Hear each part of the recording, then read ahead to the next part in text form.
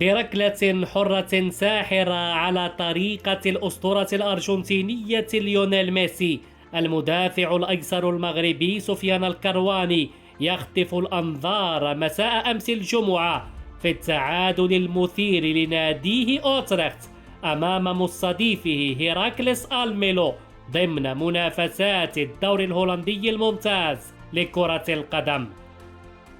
المدافع المغربي أهدى الضيوف تعادلا ثمينا في الدقيقة 91، مواصلا عروضه القوية في الملاعب الهولندية هذا الموسم، ذلك أنه أحرز هدفا وصنع 6 من أصل 20 مشاركة، مقدما أوراق اعتماده لمدرب المنتخب المغربي وليد الركراكي.